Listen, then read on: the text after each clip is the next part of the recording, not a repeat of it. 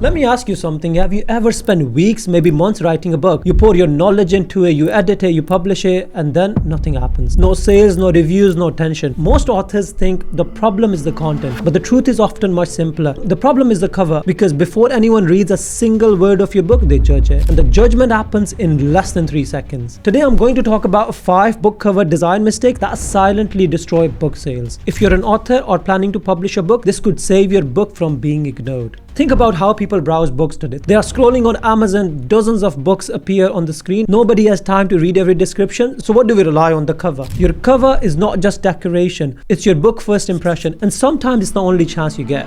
Mistake number 1.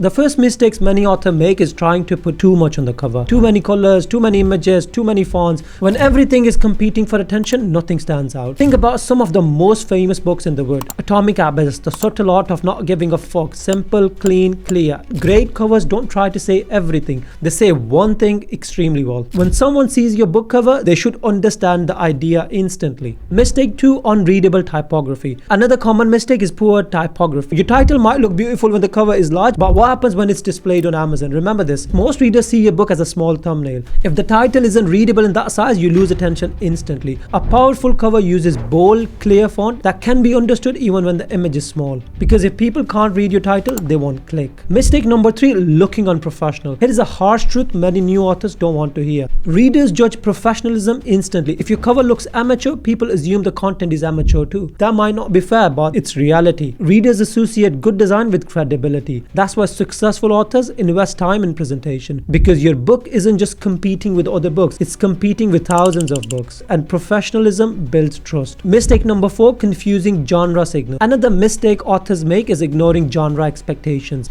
Every genre has visual patterns. Business books look different from romance books. Thrillers look different from a self-help book. Readers subconsciously recognize these signals. If your book cover doesn't match the expectation of your genre, people feel confused, and confused readers rarely click. Your cover should instantly communicate what kind of book is this. Mistake number 5. Forgetting the reader. The final mistake is designing a cover for yourself instead of the reader. Authors often ask, what do I like? But the better question is, what attracts my audience?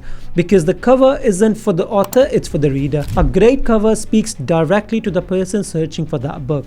When your cover connects emotionally, it invites curiosity, and curiosity leads to click. Writing a book is a huge achievement, but writing is only half the journey. The other half is presentation, because the reality of publishing today is simple. Readers don't see your effort, they see your cover. And in the world where attention is limited, a strong cover can be the difference between a book that disappears and a book that gets discovered. So if you're working on a book right now, take a moment to look at your cover and ask yourself honestly, would this stop someone from scrolling? Because sometimes one design change can change the entire future of your book. Let me know in the comments which mistakes have you encountered when designing a book cover.